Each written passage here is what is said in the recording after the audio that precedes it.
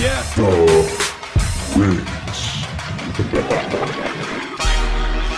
We game time ready. Welcome to my gym where the crowd stays heavy. Keep the bus running cause this won't take long. 4 minutes left, here the show still going strong. We game time ready. Opponents can't sleep when they leave. No Freddy, it's the Aztecs in the house tonight.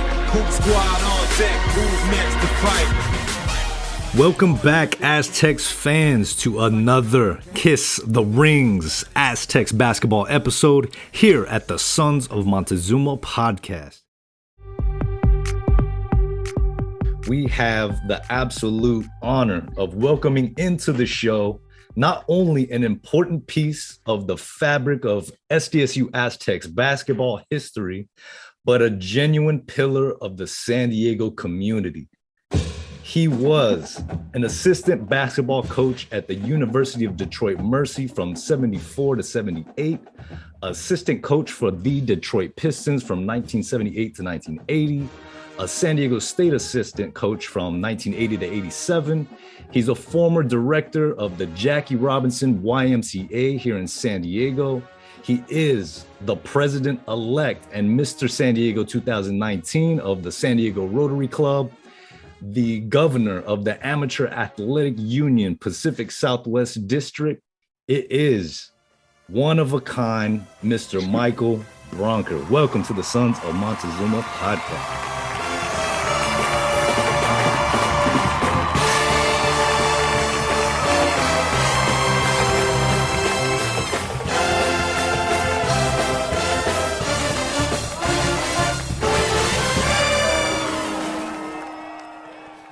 Man, what a pleasure to be here. March Madness is over. It's April now, and the big one's coming up tomorrow night. But what a weekend for basketball, huh? But I'll tell you, the buildup has been unlike anything we've seen before. And it just goes to show that on any given night, anybody can have a chance, and everybody put their best foot forward, including San Diego State in the opening round. I'm so happy they got back to the dance again. There's nothing more special than being one of those teams picked to go for the national championship. Yeah, you just got to get hot at the right time, right? And kind of ride that momentum. Absolutely. So tell me, do I call you coach? Do you still go by coach? Is it Michael? Do those days of coaching, are you forever the coach? Or is it like, okay, I'm moved on? Yeah, that's a good question, because those players that I have coached do call me coach, for sure. But you can call me Michael. Well, listen, that name, Michael Brunker, I got to be honest with you. I knew that name before I even knew who you were, Michael. So we come from the same neighborhood, and I'm not talking about Detroit. I'm talking about Del Cerro. So I am actually a proud Patrick Henry Patriot. And are you? I actually went to school with your son, Michael Jr. Now, we didn't really know each other. I knew of him because, I played a little ball back in those days. We had mutual friends, but man, he was a tough basketball player in those days, man. Yeah, he played football, basketball, Patrick Henry, along with Mario, his younger brother, our second son. And 4 of our 5 children did go to Patrick Henry. Maria graduated in 96. And then our youngest, Mariana, graduated in 2012. And then one got away and went to the Bishop School in La Jolla. So that was Michelle. And we were blessed to really have kids have a wonderful high school experience at both locations. And 4 of our oldest did play sports in college. So that was a blessing too.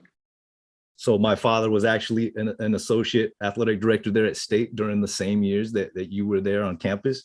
I heard the name, like I said, but it was years later after I graduated that I think I was sitting with my dad. We were having breakfast one morning, and I think on the news, your name came up on the news, and I was like, Michael Brunker, like I know that name. And then, my dad says, oh yeah, he was assistant coach at State when I was there. And it just kind of began the education of, okay, let me do some digging and some research on who Michael Brunker is and the history of San Diego's State basketball and so on and so forth. I seen that you are a member of the San Diego Union Tribune's Community Advisory Board, and your most recent article there detailing the profile of Dennis Radar Brown was a really cool article to read. Oh, our beloved Radar. And Mateo, I'll just tell you right now, for me, my San Diego story started with San Diego State. So when I left Detroit in 1980, and my wife and I got in a Ryder truck and hooked up our car behind it.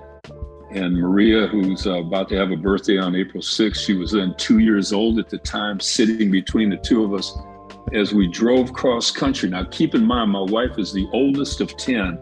And so when we left, all of them, her whole family and extended family was standing on the curb. And I looked at Maria and I said, man, don't look back, because she cried for 250 miles as we left Detroit to come out to San Diego.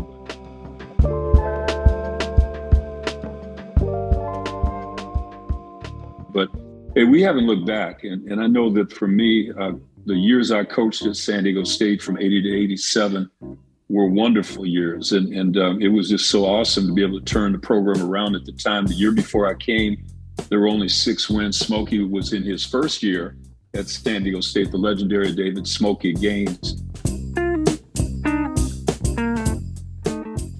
Who came also, he and I were assistant coaches to Dick Vitale at the University of Detroit. And then when Dick went to the Pistons, he took me with him at the time. And Smokey then took the head job at U of D. I was with him there for 1 year. And then at the Pistons, my first year there, he was alone. Well, he wasn't alone, but we weren't together at the time. And then when Smokey came out here, a 79-80 season, he went 6-21, and he called every night. He kept saying, man, you got to come out here. You got to join me. You know, all this kind of, San Diego's a beautiful place. And sure enough, it was. But I didn't know anything about San Diego. I didn't know anything about California, knew nothing about the West Coast. And but after the second year, Dick Vitale actually was fired. He tells that story. He got the Ziggy after about 9 games into the second season with the Pistons. That's another story unto itself. But what happened for Dick is he broadcast the first ESPN game that season. So that would have been the 79-80 season. He did the first one, and the rest is history. He's now in the Naismith Basketball Hall of Fame.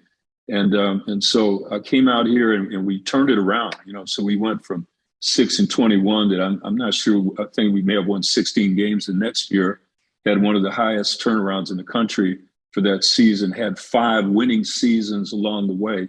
So yes, there was basketball at San Diego State before the Steve Fisher era. And I say that respectfully because I love Steve and Brian and all that have been involved with the tremendous success. And I'm so happy that they have turned it around, because from the time we left San Diego State in 1987, there had to be close to 20 seasons without a winning season. And so there were, you know, Jim Brandenburg, Fred Trunkel, you know, Tony Fuller, and then Steve came in. Even in Steve's first couple of years, I don't think they were winning seasons. And then he got it on the right track, and look at where the Aztecs are right now. But I'll tell you what, we can only, and we say this in retrospect, but we can only wish that we had the same resources back then in 1987 as they have today. Because when I left the Pistons and came here in 1980, we were promised a new on-campus arena within a couple of years. And I think that non-campus arena didn't come till almost 18 years later. So, you know, so all those resources that come into play mean a big difference in terms of building a successful basketball program and the longevity of the staff and doing the right things. And that's why when you look at where San Diego State basketball is today, it's on the map. It's on the map forever and a day. But when I think of these March Madness days and now these weekends and the Final Four and all of that, it was at the Final Four in 1987 where I made the decision to get out of coaching, you know, where I sat in the hotel room instead of going. It was in New Orleans, of all places, ironically. The game's going to be played. So it would have been that Monday, Final Four weekend, the final championship game. I'm sitting in the hotel, and instead of going to the game, I pull out my day timer and I just start plotting out a business plan of what I wanted to do for the rest of my life. And it meant staying in San Diego, and it meant making sure that, you know, my family had some stability. I could have stayed in coaching, but it would have meant picking up and leaving and becoming, you know, one of the vagabond families where you just bounce from one program to the next. And I just truly felt at that time in my life that the status of college basketball at that time it wasn't a level playing field at all, And so when you look at even then the WAC conference, the teams we played, and ironically this yesterday, they made the announcement of the Basketball Hall of Fame. And there's a name that's coming in, a guy by the name of Tim Hardaway, and what a lot of people don't realize about Tim Hardaway is he played at UTEP, and UTEP was Texas El Paso. And when we were going to UTEP, they had a magnificent 12,000 seat arena. The coach was the legendary Bear Haskins, who, he coached the team, what was once called Texas Wesleyan, which is now UTEP, that beat Kentucky with Pat Riley and all those guys. And they became the first team to start an all-black lineup in the national championship, and they won. And so that legacy was going on in the WAC conference. We'd go to BYU, the Marriott Center, where they would seat 25,000 in that arena. Back in that era, ask your father, because he went on those road trips, he knows. Yeah. But when you go to the Marriott Center, it was sellout city. Marie and Donnie Osmond would be sitting in the front row across from our stands. But the only diversity that was in that arena was what was on the San Diego State bench. You see, so it was more than just a basketball game. And they had great players, Danny Ainge, all those folks like that. When we played Utah, they had Tom Chambers and Danny Vrains and just so many great players that played in that. New Mexico, the pit was just unbelievable, So here we are at San Diego State. Our practice facility is Peterson Gym. God bless Peterson Gym. I mean, we did the best we could with it. And we played our game at the Sports Arena, which is not bad because that was the home of many, a couple NBA teams, the Rockets and the Clippers. Yeah. But our office, Mateo, was a trailer. It was a construction trailer. And that's where we were bringing the top recruits in the country, from the Michael Cages and the Keith Lees and the Enos Watleys. And, we had all kinds of great players that would come in to be, we would try and get the best there, but what we were showing them wasn't comparable. Wayman Tisdale, so here's Wayman Tisdale. We're recruiting him out of Tulsa, Oklahoma. And he's also being recruited by the University of Oklahoma. So, it's like we're doing the best that we can with what we have.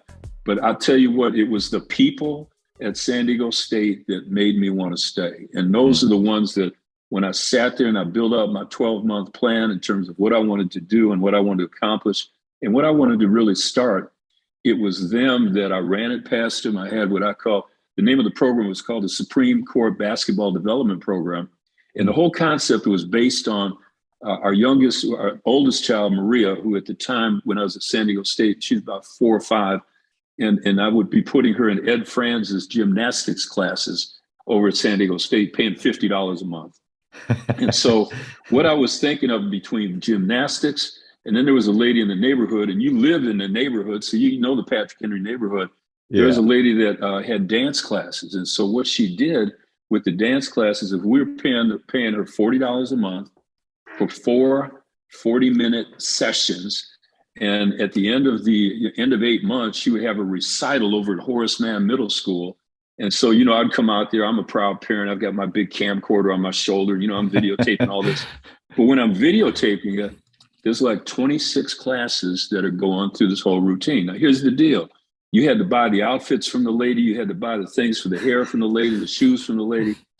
And some of those kids were paying more than $40 a month. So I'm doing the math in my head. 40 times 10 times 8 times 26. You do the math. And that adds up to more than I was making at San Diego State. And then, and at the end of that 8 months, during the 4 months that she wasn't doing that, she would run cheerleading camps during the summertime. So the concept came to me is, would people pay me, a former NBA I coached, I was on a staff to coach the high school state championship in Michigan in 1974, coaching at San Diego State. Would you pay me $40 a month to help teach your kid how to play basketball? Right. And that's what I rolled the dice on and started the Supreme Court Basketball Development Program. We ran a Pro-Am League down at Memorial Rec Center. We ran camps, clinics, did all kinds of things. And then one day I got a phone call after an article that appeared in the Los Angeles Times about the former assistant basketball coach at San Diego State is now running the Pro-Am League and summer camps at Memorial Rec Center. Now, Mateo, you tell everybody where Memorial Rec Center is if they don't know. Come on now. That I played there before, and tell them what's going on there. What was going on in the think about 1987? Not many good things. Yeah, I mean, so for those that you don't know, that's Logan Heights. That's so there's a bunch of gang activity in around there. And what that gymnasium is beautiful gym. It was the second largest basketball court in San Diego County behind the sports arena. So it was a 94 by 50 court, which was great for the Pro-Am League concept. But the problem was it was the parking lot was like a drive-through for crack cocaine. You know? And there would be times where, the gang members would be testing guns in the tot lot out in front.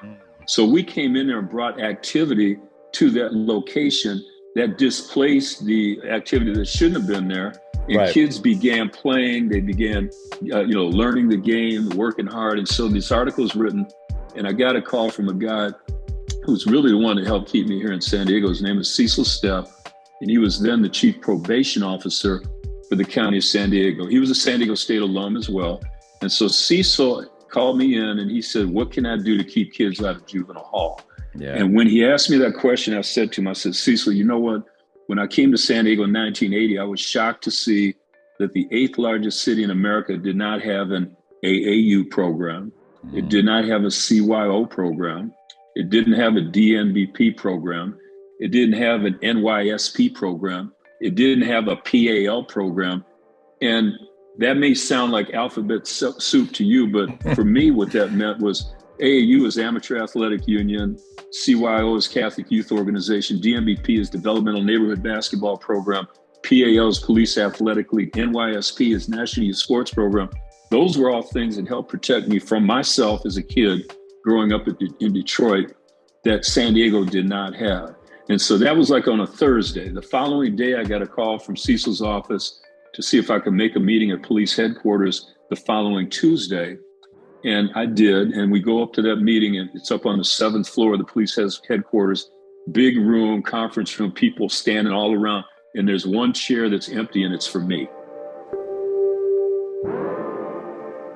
And they asked me to sit, it's in the middle of the room. They sit me down, they asked me, what do you want? And that's where we designed the Police Athletic League. And it was basically, providing healthy activities for youth through the lead of law enforcement and civilian volunteers. So we started the PAL program. Originally, it was only designed to be in 4 council districts. The second meeting we had, all the city council people all wanted it in their districts. So we had to be now citywide.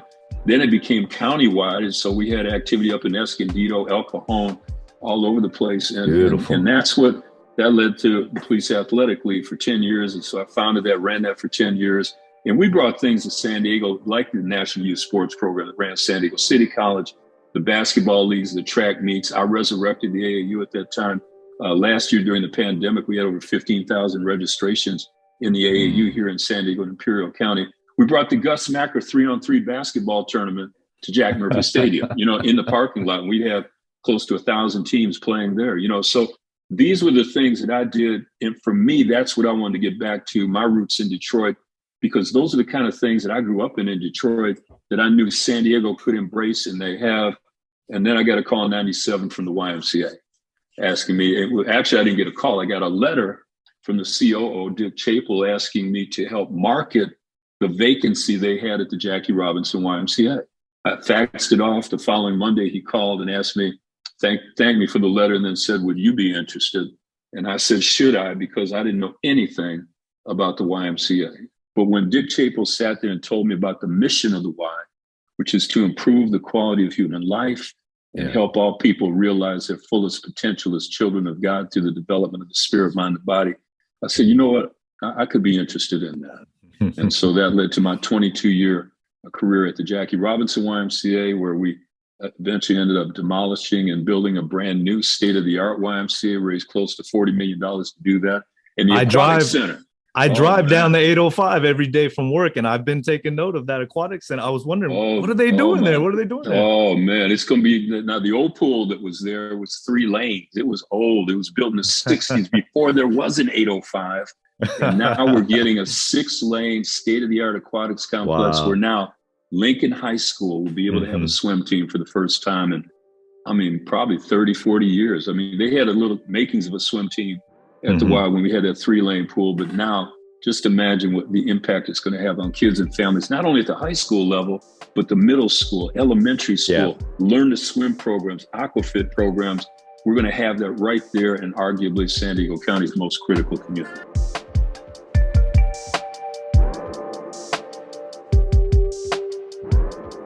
It's kind of hard to believe sometimes because San Diego is such a beautiful city. We got the beaches, we got the trees, we got the weather. But like you said, Memorial, Logan, right there, the Y right there on Imperial. I mean, there are underserved neighborhoods, no matter how beautiful the city may be. And to hear the work that you put in and building these things up, it's tremendous, man. It's tremendous. Yeah, and I think too, though, it's, you know, there's other great resources here too. I think the human resources that exist in San Diego are profound. I mean, it was the people of San Diego that kept me here. You know, I had a lot of people that, you know, I could have just said, okay, no, this is just a basketball thing. I'm going to leave now and move on. But just the folks that we met and grew, you know, that I grew up with, you know, that mentored me throughout those years, the friends at our parish church, St. Teresa at Navajo and College, you know, that whole community right there, the Patrick Henry families, you know, the people in our neighborhoods, the San Diego State folks, the great alumni that just supported us in ways, you know, unbelievable, the Considines, the Mortons, you know, just so many folks that were avid, Fred Thompson, who was in charge of the Aztec Athletic Foundation at the time. You know, it's so many people that said the deals, and you may not remember them, but ask your father about Jim and Margaret Deal. They used to call him the Candy Man. Because he would go on road trips, and he would always come on the road trip with a bag of seized suckers. Those were the best. Those were the best. Come on now. And so he would hand out those seized suckers to all the players and all that. I hope that's not a violation or anything, but, you know, probably was at the time. But he would give the seized suckers. But what Jim Deal did for me is what people didn't know is that in his garage, he worked with metal. That's what he did. And so if you recall too, I don't know if you're old enough to remember, but I had a pickup truck. I had a Ford Ranger, a black and red Ford Ranger, that I put an adjustable basketball hoop on the back of that Ford Ranger. And in doing so, we would go around the schools and we would go around the community events and we would set that hoop up and we would promote Aztec basketball everywhere and anywhere. Got deeply ingrained in the community. We had the Little Aztec program. I don't know if you were a Little Aztec or not. But we had I was a little guy. But it sounds familiar.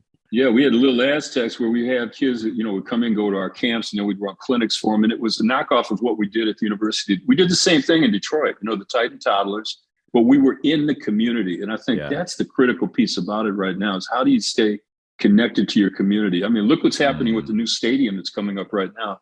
Without the community engagement, it would have been impossible. But right now, you've got so many philanthropists that are stepping up and making major contributions to the facilities on campus and now off campus with the new stadium right now. It's just going to change just to change the face of Aztec athletics around the country for sure. And around the world, because everything now is so international.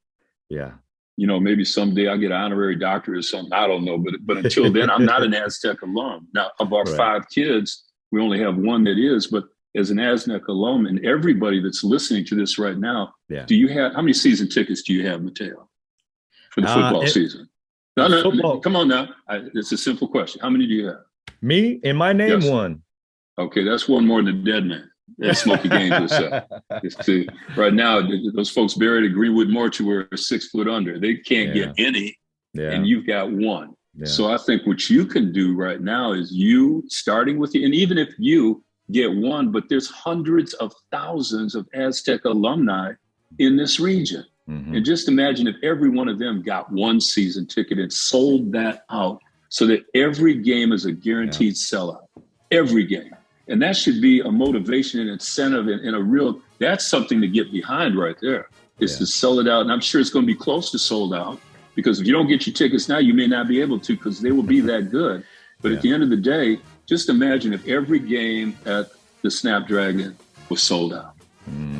Just what like the same thing, same thing at VA House right now. Yeah. It creates that environment which makes it tough to lose at home. And that's the secret of success. Win all your games at home, split on the road, and you're going to the NCAA tournament every year.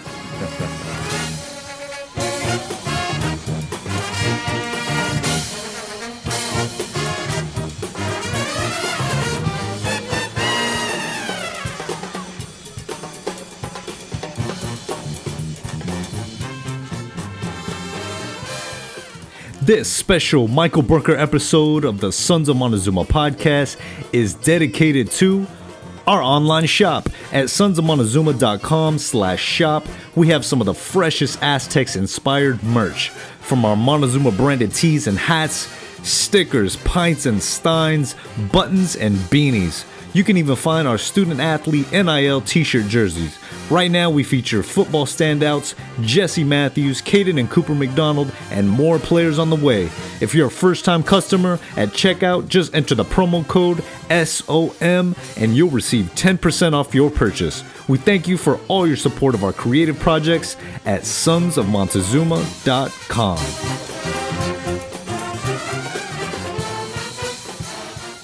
Your upbringing in Detroit, from what it sounds like, made you uniquely the right person to bring a lot of that infrastructure, like what you're saying, and set it up here.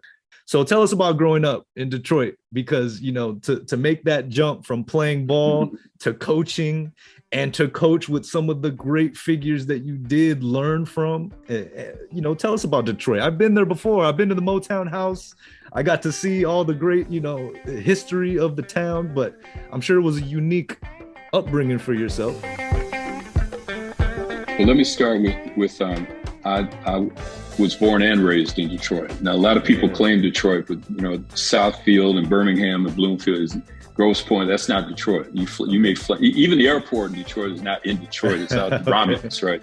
So I lived in Detroit and proud of it. And those of us that have been proud of it as well. But for me, the impact was tough. It was, you know, my father was a hardworking man, and all I remember is while growing up, I was around 9 years old when he lost his job at the Goebel Brewing Company, where he was a brewmaster.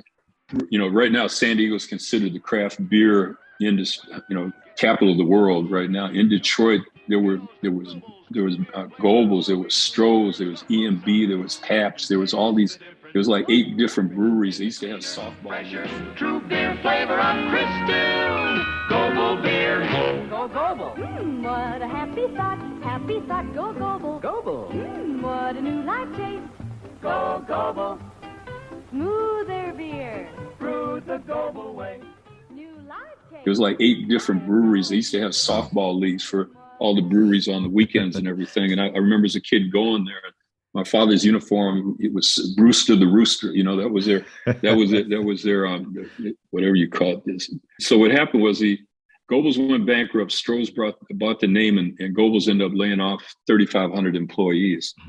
And so from that point on, my father, who didn't graduate high school, he went into the military like age 16, served in Korea in World War II, did all that in the Army.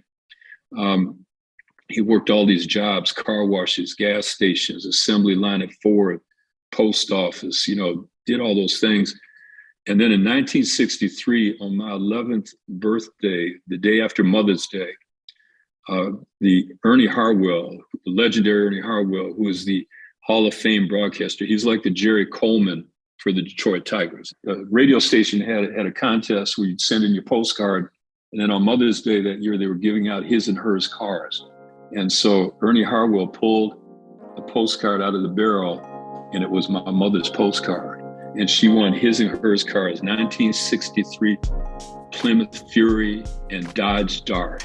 White on white, red interior convertibles. Oh, they were just super clean and all that. And I'm 11 years old thinking I'm going to drive one of those cars one day. Oh, no.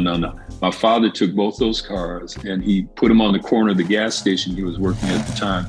And he sold them both in order to put a down payment on his first home. So he had never owned a home. He was paying rent all his life. And it kind of changed the trajectory of where I was going, because the new grade school I went to was called GESU, G-E-S-U. And many of the kids that lived in that area, I mean, this was high rent district at the time over there. I mean, so these were the children of the parents. Many of them worked for General Motors, Ford, and Chrysler. You know, the golf club was over in that area as well. And we weren't in that class at home. You know, it was not that, but it was different. So I'm going to school with these folks, and they were talking about college. You know, in grade school, they talk about, you know, education was really elevated. Not to say that wasn't happening at St. Gregory, And so I went to JSU and then went to the University of Detroit High School. It's all boys Catholic school, and transferred to St. James of Ferndale, which is like 8.5 mile outside of the Detroit city limits. And just was really surrounded by a lot of great leaders, people who really impacted my life. Where we lived on North Lawn, someone who lived 2 houses to the right was a guy by the name of Dick Night Train Lane, who played with the Detroit Lions. And Dick was, he's a Hall of Famer. He's big time, but he was a guy that would always speak to me. He had sons, Richard and Bobby, and he would talk to me and say the right things all the time. 2 houses on the left of me was a guy by the name of Melvin Franklin, and Melvin is in the Hall of Fame. He's in the Rock and Roll Hall of Fame as a member of the Temptations. And Melvin was, he lived 2 houses from me on the left. And these guys, and at the time they were in Melvin was in his 20s, it was in the 60s, so it's early at that stage, but all through high school, they would always ask, how are you doing at school? How's your sports? You doing the right stuff? I had champions in my corner. I had Hall of Famers in my corner. Yeah. Who were always looking out for me. And that helped me advance to where when I graduated high school, I became the first in my family to go to college, and then the only one to graduate.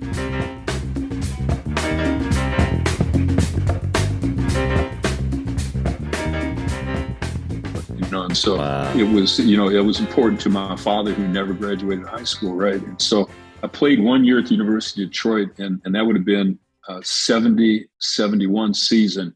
But back then there was a rule that freshmen could not play varsity. And not to say I would have played varsity anyway, but I did make the freshman team. But what happened was that year my father had open heart surgery. And when that happened, what little money was coming in at the time, there was none, and so it was at that time that if I wanted to survive and make it, I was going to have to get out there and do some things. So I looked on the job board at the University of Detroit, and they had a card posted up there for a need for a custodian.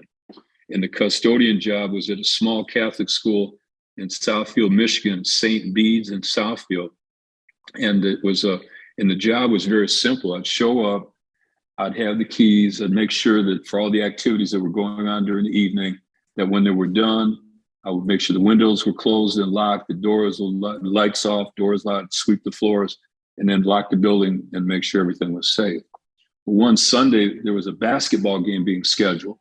And as I'd be down there, the kids knew I played. And so one Sunday, I had to set up for the first basketball game of the season. And this is for the team, the 7th and 8th grade boys team, that did not win a game the year before. And so they start playing at halftime. Sure enough, they're down big time, And then I'm sitting in the gym, and one of the kids comes running from the classroom where they were huddling at the time. And he said that the coach wanted to know if I would come down and talk to the team and offer some pointers. And so I went down and did that, and then came out, and that ended up coaching the team in the second half. If we win the game, I ended up coaching the team the rest of the season, and we win the CYO City Championship. And that began my coaching at that level. And then most of those kids, the 8th graders, went on to Birmingham Brother Rice, which is an all-boys Catholic school. I got a call from the head boys basketball coach at Brother Rice, Bill Norton, asking if I could meet with him. And so at the time, I'm going into this meeting with probably the most arrogant, worst, terrible attitude you could possibly have. Because in my head, right, that assumed constraint I had in my head was that Bill Norton was going to ask me to run his system at St. Bede's, right? So the kids would be more prepared to come to him. Okay. Well, I get to the meeting, and all he wanted to do is find out if I knew anything about basketball. And so he was obviously impressed after the conversation, because he called back and offered me the 9th grade coaching jobs at Brother Rice High School, which is a pretty big deal at that time. And then we went on that year. The 9th grade team ended up finishing 4th, and we won the league championship and finished 4th in the state of Michigan for 9th grade teams. That summer, Coach Norton calls me up and he says, he had hired a new ninth grade coach. And I said, come on, we just won the chance. Well, what, fourth place isn't enough in the state? And then, because Bill, he had that kind of dry sense of humor, right? He had a dry sense of humor. What he ended up saying is he said, because he wanted me to be his first ever varsity assistant. He never had a varsity assistant. And so I became his varsity assistant that year. And then we ended up winning the Michigan Class A, which is the big school state championship in Jennison Fieldhouse at Michigan State University, the home of Magic Johnson. And so then, but backing up a little bit right there, two of the players on that team, Sam and David Washington, their father was the legendary Sam Washington Sr., who founded and ran the St. Cecilia program in Detroit, which came after the riots, and it was run in a converted gymnasium. So all the pros, all the college players, all of them played there. And Sam suffered a heart attack the summer before, the spring before the summer of my junior year in college. And so Sam asked me to help run St. Cecilia's with him my junior and senior year in college, and I did. That also meant, too, coaching the Michigan All-State All-Star team. So we would barnstorm around the Midwest and maybe go east for a couple tournaments, and had some amazing players on that team. In comes Dick Vitale, who now is at the University of Detroit for his first season, the season that we win the state championship at Brother Rice. And so as we're going out, obviously he's recruiting players that are on this Michigan All-State All-Star team from St. Cecilia's.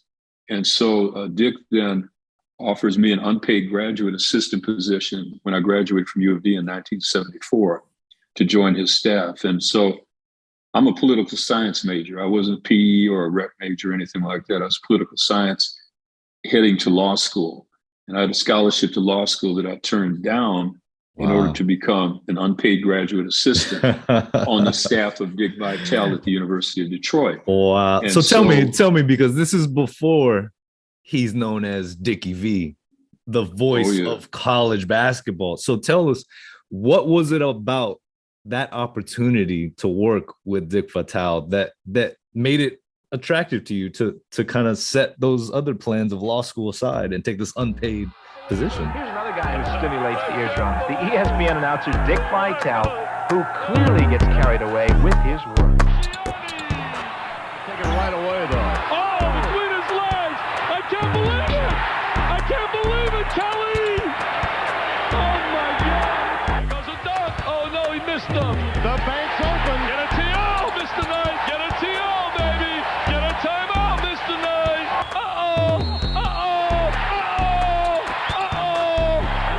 Give it up, give it up. And Rice. That's what they want. Little Dipsy Doo, Jamboree. Oh, yes, hello. Bingo bongo.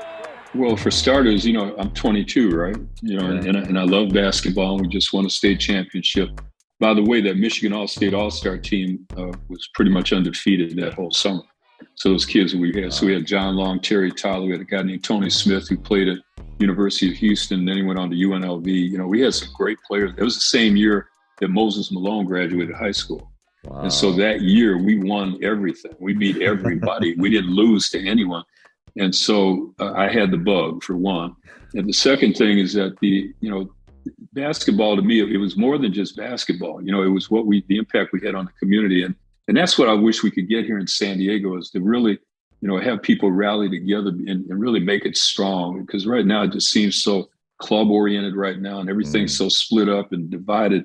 But we had a team that went out and just really represented the region really well. But to be able to return to my alma mater, and then Dick Vitale was Dick Vitale back then. So don't think that Dickie V just emerged today, after all those years on ESPN. Yeah. Dick was Dick. I mean, I could show you articles, and there's stories about Dick that were written, and that he had that energy, that enthusiasm, that dedication, desire, discipline, determination.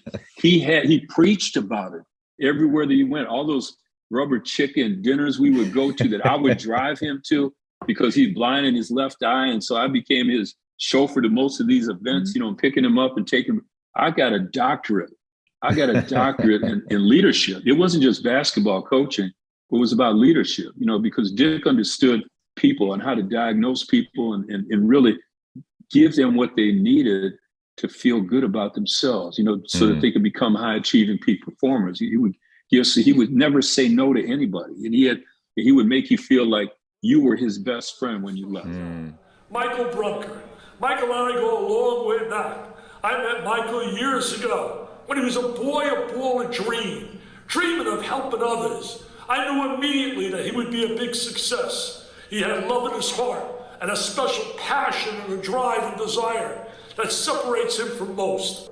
Michael Brunker, if I were on TV and I was talking on ESPN and I was doing a big game, I would simply say, Michael is awesome, baby, with a capital A. Michael's the 3S man. He is super, scintillating, sensational. And I know one thing, the people of San Diego are very lucky and very fortunate to have Michael Brunker as one of their people, because he knows how to give in a very positive way from his heart. And I thank God for his recovery right now from his cancer diagnosis. It seems like he's in remission and it's going well. And that he's had his throat surgery. He's talking now, so he's just starting to cut some videos and things too. But Dickie V was Dickie V back then.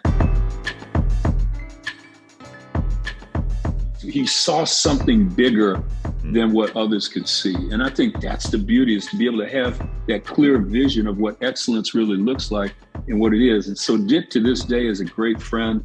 He's done so much for myself and my family, and we love him and his wife and his kids. I mean, we used to babysit for his kids out there in West Bloomfield, Michigan. But Dick is just an awesome person. But when it comes to basketball, I mean, he knew the game. He knew the game inside and out. And I think what happened with Dick is when in the NBA, when you've got 82 games, it's hard to expect those players to have that same level of intensity for all 82 games. So Dick wanted totally to different dynamic, right? The guys are getting paid, you know. It's not only getting paid, man, but they're in the locker room after halftime and after games smoking cigarettes, and the buffet after the games. There would be spreads of food and beer and stuff in there. You know, it was different, man. It was different. All I could tell you, and it was like, you know, Dick wasn't that kind of guy. He just wanted to win. I mean, those were 2 great years, you know, having that experience. And my first year with the Pistons, we hosted the All-Star game, and we played our games at the Silverdome, you know, so it was in a football stadium, you know, so they dropped a curtain and the wind current in there would blow the curtain all over the place. But we had, you know, we won 30 games that first year. It was a great experience. But I mean, and then coming out here to San Diego State was, it was a blessing, man. When I think about the basketball experiences out here, to be able to land out here and see that your point guard is Tony Gwynn.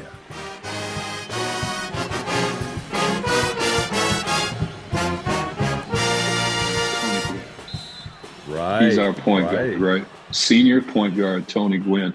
Michael Cage was a freshman on that team. Zach Jones was one of the top junior college players in the country. He was on that team. You know, we just had some, you know, Eddie Gordon, whose son Aaron Gordon played at University of Arizona. We had players on the team. Chris Holden, I'll tell you another name. Chris Holden was on that team, 6'9". Chris Holden is now a state senator in the state of California. So Chris is politically grounded. I mean, Marcus Hamilton, you know, Eddie Morris, all those guys. It was a great group. Let's talk about Smokey, the dearly departed Smokey Gaines. I love watching games out in the communities. I like to go to McGregor sometimes. We have watch parties there, different things. Every time I go there, I meet a new Aztecs fan, another diehard like myself, or an alumni, you know, that remembers those years of Smokey being there. Your old buddy Smokey Gaines, major upset, San Diego State over the Miners. Those stories are next.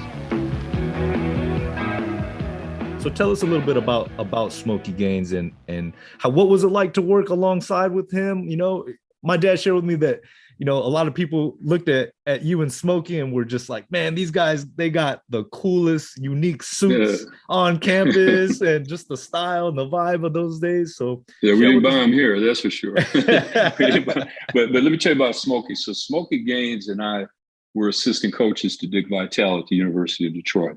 Yeah. Smokey was on his original staff, and so I came in the second year. But the key thing to remember about Smokey is he came out in an era when he graduated. He was the leading scorer in the city of Detroit as a high school player. But when he came out, Black players could not go to Division I schools, you know, for the most part. So he ended up going to Lemoyne Owen in Memphis, Tennessee, which is a historically Black college, and just tore it up out there. And then he got a tryout. I think it was with the Virginia Squires or something like that. But he just couldn't, you know, it didn't work. So he went on to the Globetrotters, and that's where his personality shined.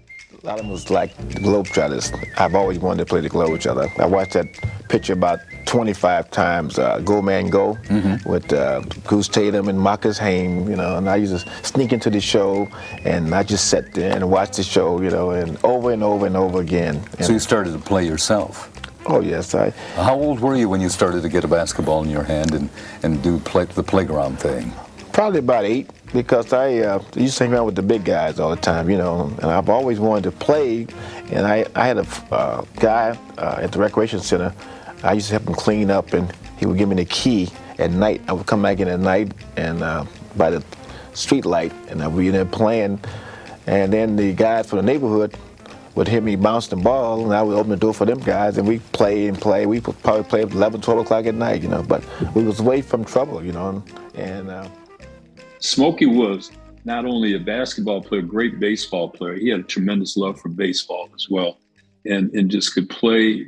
And but he was an educator, so he was a teacher. There was 9 kids, and there was 5 girls and 4 boys, and I was the only boy that finished high, even went past the 10th grade, you know. But I had a goal, you know. When I left home, went to college in Memphis, Tennessee, I told my mother that I would definitely get a degree one day, and she was proud of that. And Smokey had, I believe he had 3 or 4 masters and might have had a couple doctorates as well, which blew a lot of people's mind. They didn't know that Smokey had that kind of educational background as well. I didn't know that. I didn't know about baseball. That probably made things easier for him to allow Tony to play both sports too. That exactly. And so what happened with Smokey now is that he couldn't play those schools out of high school, and so he came out of high school the same year Dave DeBusschere, who went to the University of Detroit, and then went on to have the Hall of Fame career with the New York Knicks, and the Pistons for a while as well. But DeBusschere came out, but he went to the Harlem Globetrotters, and that's where his horizons just broadened, because he traveled all over the world, and he was playing with Meadowlark Lemon and Curly Neal, all those guys. I mean, he knew everybody. How did you get the nickname Smokey? Oh, that's a long story. I used to smoke the net so bad, and then they said it used to be just smoke. Then it went to be Smokey, and then so it's not because of my complexion. And he was the guy that did all this sliding on the floor stuff with all, just like all of them. And so when he came to, when Dick picked him up at the University of Detroit, he was the recruiter, and he would recruit. And the key in building a successful program is that you have to, and Dick always used to say this, is 3 most important things in building a successful basketball program is, number 1, recruiting. Number 2, recruiting. Number 3, recruiting. So you were a recruiter for Dick as well, I'm sure, with a lot of African-American ball players, as well as a strategist. Caucasians too. Yeah. I mean, we wasn't prejudiced. Caucasians too. Occasionally. Occasionally. You know, they said that the white kids can't jump, you know. Yeah. He jumped on Rodney King, though. Okay, easy.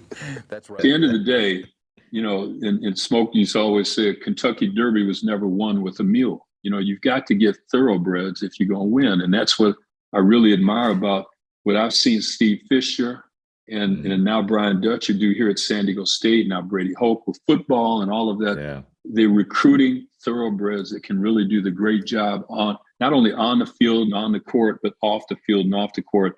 And we're seeing that because football and basketball are not the only sports that are succeeding at San Diego State. So there's a lot of success everywhere, but recruiting is critical. Recruiting is the key. And so Smokey got Moses Malone to visit the University of Detroit. All right.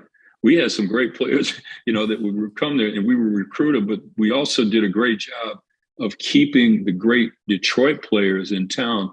And we kept those kids and we treated them like they were all Americans. We treated them that they told them they could be the best they could, until when in 1977, we went to the NCAA tournament and finished in the Sweet 16 before losing to then number 1 Michigan at the University of Kentucky Rupp Arena in Lexington, Kentucky. Wow.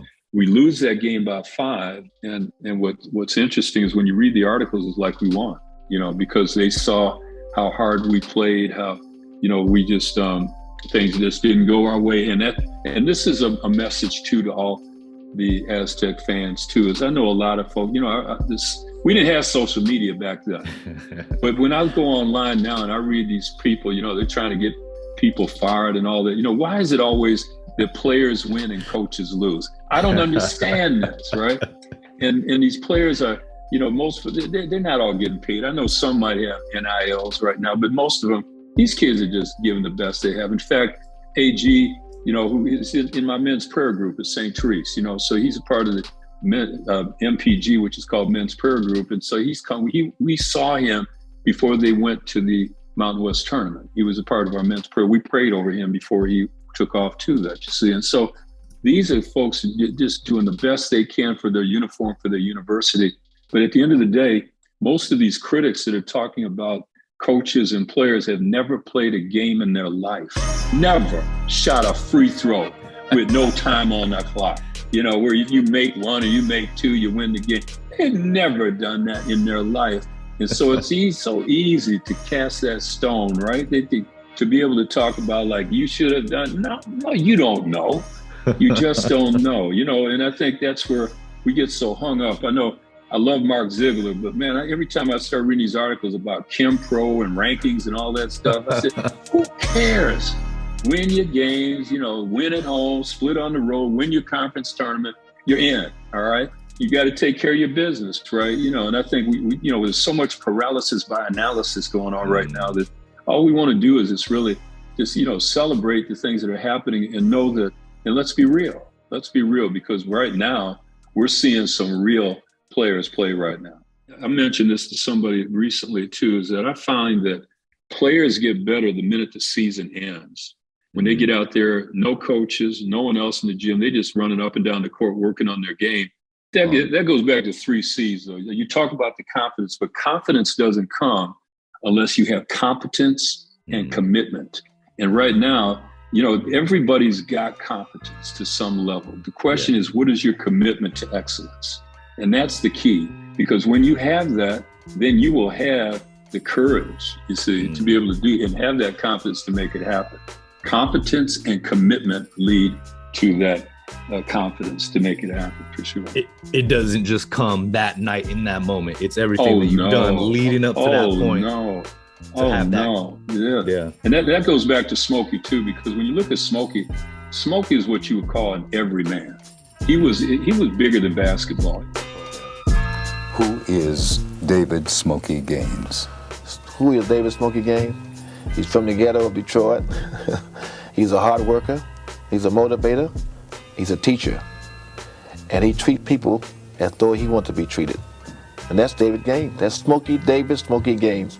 And a man who got his master's degree too at Eastern Michigan University, and as well as his BA, and a man who loves education and people. I know that too. Yes. What do you deeply believe in, Smokey?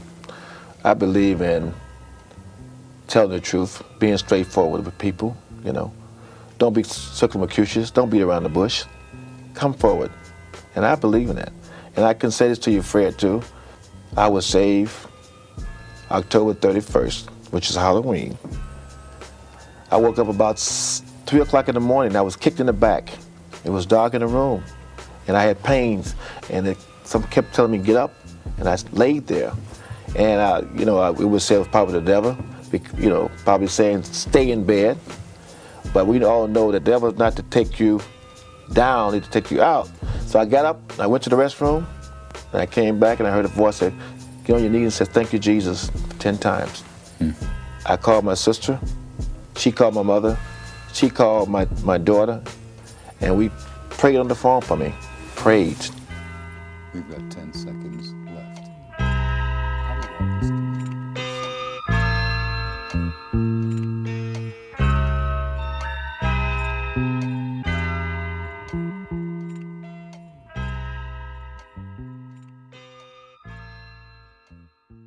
It wasn't just about basketball. He was a master of relationships. And your father was, an expert in his field in business. He understood that. But if you're familiar with Del Cerro, you know where Norman Lane is, on the top of Del Cerro. And Smokey Gaines had the first home that was built off the side of Norman Lane. And that was back in, when he was coaching there. And he built that home for I think $400,000 at the time. What do you think it sold for? And so while he was coaching here at San Diego State, he also owned apartment complexes and coin laundromats, and he had nightclubs after he got, so it was bigger than basketball for Smokey. It wasn't all about basketball. And I think that's where he would go out and speak to anybody, even keynote speakers, he would address folks. And once again, he's another guy that when you leave his presence, make you feel like he was your best friend. My brother, he's a little older than I am. In those years, he remembers vividly a time when Smokey Gaines brought Jim Brown on campus to a game. And he just remembers seeing the legendary Jim Brown. His arms, his legs were just a giant there at the game. And the respect and the notoriety that Smokey had to bring in a Jim Brown on campus was just legendary to a young guy like my brother at that time. It's just really put in perspective. Smokey is beloved. He's respected. Oh, he was everybody. I mean, Moses Malone, Jim Brown, Michael Jordan. He would come in every time Michael Jordan came in town. He would be with Smokey. Charles Barkley. I remember we were recruiting Charles Barkley, and I sent Smokey out to go see Charles Barkley in Alabama. And Smokey calls me back. He said, Mike, why you have me look at this big old, big round 6'4" guy? I said, Smokey. And so Charles always reminds him of that. He always reminded him of that. But Charles Barkley was something else too. But he knew everybody. And that led to him getting to San Diego State because it came at the Final Four. And the team that Smokey had in his second year at the University of Detroit went pretty far in the NCAA tournament. And he was one of the hottest names out there. George Raveling highly recommended him to then Cedric Dempsey, who was just become the new athletic director at San Diego State University.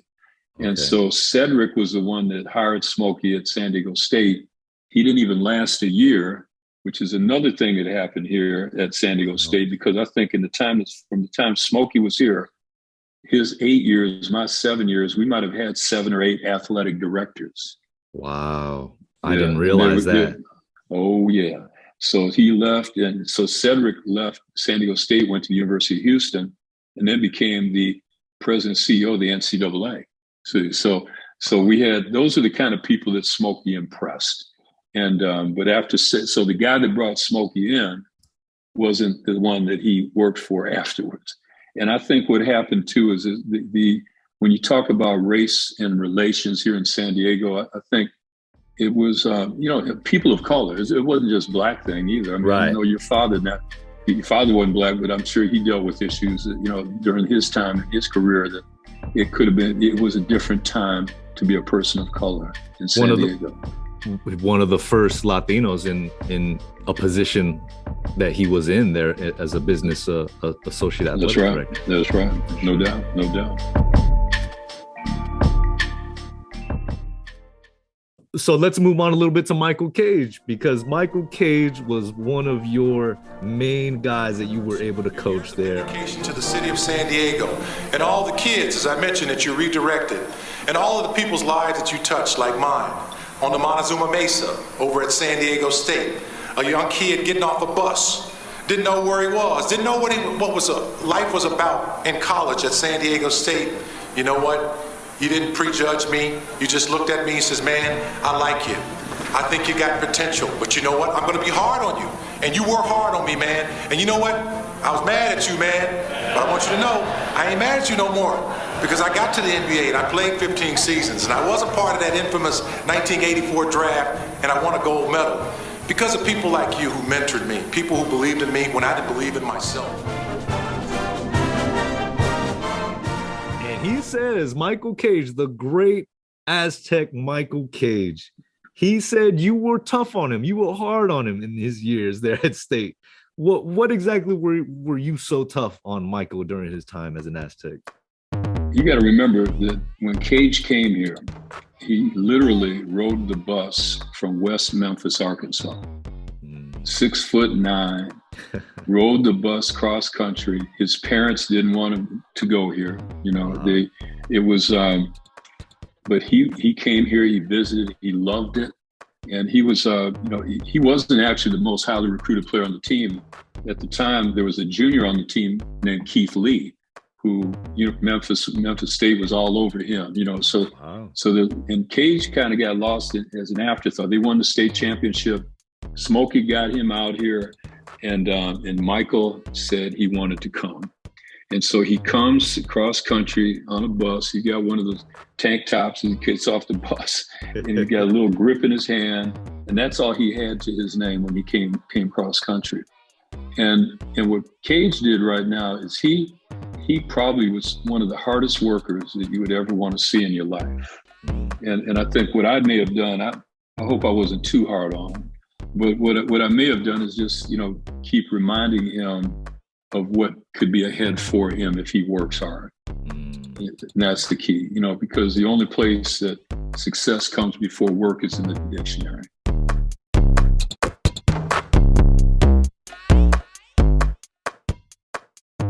For Michael, he understood that. He got it. He had a great freshman year. He one of the top rebounders in the country. Huge body, strong, couldn't be stopped. I don't think there's been another inside player play at San Diego State since our Hall of Fame number retired Michael Cage.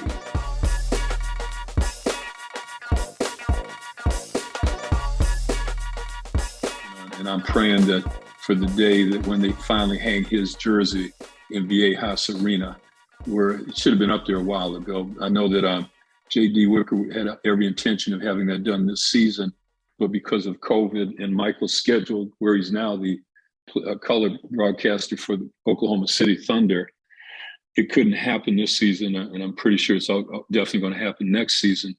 But I think for Cage, the heaviest burden is a great potential. So when we talk about hard work, it's about if you want to get there, you got to keep working. You can't let anything get in the way.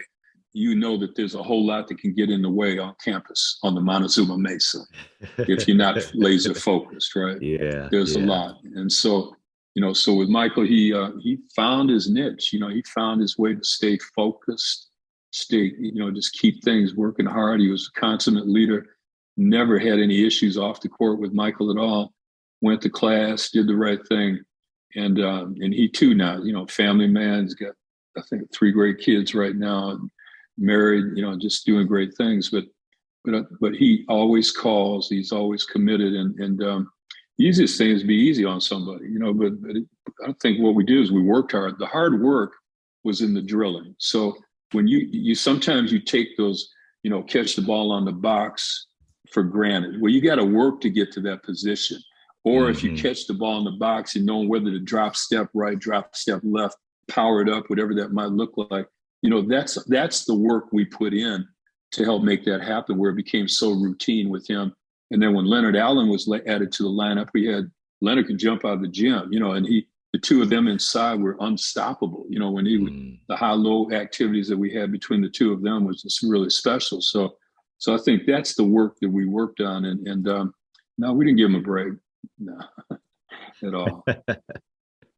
For the longest time, Michael Cage was the representative of Aztecs hoops from his time leaving State to the end of his career in the NBA. there really wasn't much success on the Montezuma Mesa for the Aztecs. And it wasn't until he retired that then the Fisher era kind of came in shortly after that. So I look at Michael as just, that's Mr. San Diego State right there. All 4 years on campus, set records, and just was an absolute bully in the NBA, getting rebounds, playing against some of the best power forwards and centers that you ever had in the game. And I mean, I couldn't be more proud of Michael Cage and what he represented for Aztecs Nation. Exactly. And here's the other side of it too. And I'm not speaking out of school when I say this either, but you know, everybody's talking about the transfer portal right now. All I'm going to tell you right now is from the day Michael stepped on campus, the recruiting never stopped. So there were schools that would continuously try and get him to transfer from San Diego State to somewhere else. Wow. And if I'm an Aztec fan, if I'm an Aztec alum, if I'm a fan of San Diego State basketball, that's why it's so important to get his number hung in the rafter, along with Judy Wonders, you know, who played at San Diego State, had retired on the women's side, Judy Porter Wonders. But I think he was recruited every day from the time he stepped foot on this campus. Wow. From Memphis State to other schools, Arkansas. I mean, you think those schools didn't want him back? You think the Pac-10 schools didn't want him back, you know, or want him to transfer to those schools?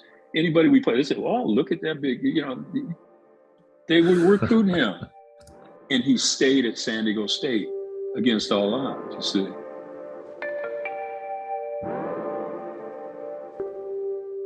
And so I think, to me, that goes back to the commitment I talked about. You can have confidence in your game if you have confidence, and we know Cage had confidence. And we know, but he was committed to San Diego State. He was committed to San Diego State, which I think in a lot of times maybe State wasn't as committed to him. Otherwise, that number would be hanging up in the rafters long before today. Now, Very keep true. in mind, and here's the other thing with Cage too. All that he accomplished, he never went to the NCAA tournament. He got to the NIT, but we couldn't go to the NCAA tournament his senior year because of the NCAA infractions that they declared we had going on at the time. But we did go the year after, all right? And he was so proud of that because he knew many of the players that were on the team. And the irony of that is when Michael graduated, we replaced him. We replaced a 6'9", All-American power forward with a 5'10" point guard named Creon Dorsey from TSTI Community College in Waco, Texas. And Creon took us to the NCAA tournament, the WAC tournament championship. And that was a really, I think, another tribute, which a lot of people should really remember Cage for as well, because he set the groundwork for this quality and standard of excellence that we had at San Diego State. It continued into that following year. This has been an honor. And, you know, the more we celebrate and honor the ones that came before, I think we're going to have a better community of fans and understanding of the game and exactly what Aztecs basketball has represented for all these years. Wouldn't that be cool to just invite all Aztec basketball players that have ever played here that are still in the area to come back and be recognized? That would be a heck of a halftime thing, to have those players come back and just really, you know, come out and just let's meet these players that have been here. I think it would be a great tribute, you know, in so many ways, to really build family on the Montezuma Mesa. When you talk about Sons of Montezuma, they too are sons and daughters of Montezuma, right? And I think that is, to me, where it's at. That's the opportunities that I've long subscribed to SOAR, which stands for strengths, opportunities, aspirations, and results. And so if we look at the strengths right now of San Diego State University, especially now since we're talking basketball and athletics, look at the power you have in everybody. When I wrote that article about Dennis Radar Brown and our beloved Radar, I mean, he's an institution at San Diego State. So many people called me after I wrote that article in the Union Tribune, but he literally had contact with thousands of athletes over the 20 plus years that he was here. And all of them love San Diego State University and the experiences they had here. But if they didn't, we got some work to do, right? So what can we do to bring them back into the fold, bring them back? I mean, even the Montezumas from Carlos Gutierrez and others like that. I mean, we need to start a movement, a Sons of and Daughters of Montezuma movement, to get everybody back where we commit to at least one game, football, basketball, whatever. I know baseball used to do it. Our beloved Jim Dietz, who was called to be with the Lord last week. I mean, he would always bring his baseball players back in. They would have alumni games. They would do things like that. So that's your strengths. The opportunities exist everywhere if you're thinking about them. But to always be, is aspiration. Be positive about everything that we're talking about right now. So whenever I hear people just find it so easy to rip a coach, to rip a player, to talk about them in those kind of terms, I think just try and twist it around and remember that's somebody's child, that's somebody's spouse, whatever it might be, somebody's parent. Let's be respectful of them in that way. And then ours for results. We do want results, but it's going to take a lot of people committed to making those results happen. And I had 7 glorious years on the Montezuma Mesa, and they're years I will never, ever forget. I know Smokey felt the same way. He loved San Diego State University. I know the Michael Cages and the Keith Smiths and the Leonard Allens and Anthony Watsons and, Michael Kennedys and Andre Rosses and Donnell Plumbers, Creon Doors, anybody that's ever put a uniform on, Drew Head, Juan Espinoza, Joe Mendoza, Zach Jones, all those guys, man, they love San Diego State University, and let's love them back like I love you. So thank you for having me as a guest today.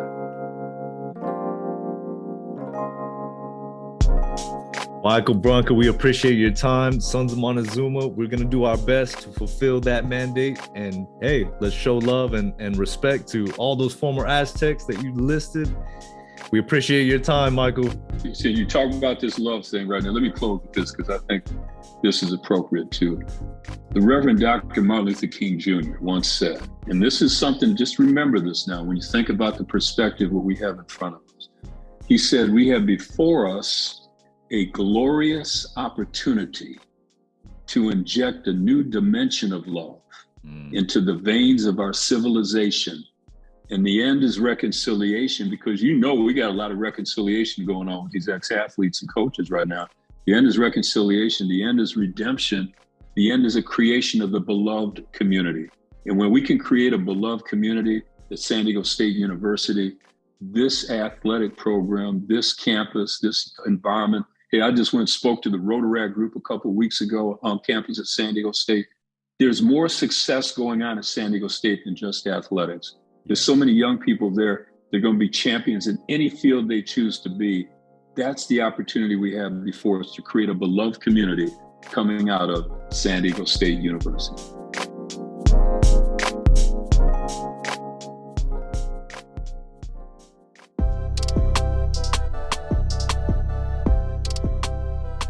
Congratulations, you made it to the end of the show. We want to say a big thank you for listening to this special Michael Brunker episode of the Sons of Montezuma Podcast. Be sure to subscribe and give us your review on Apple Podcasts.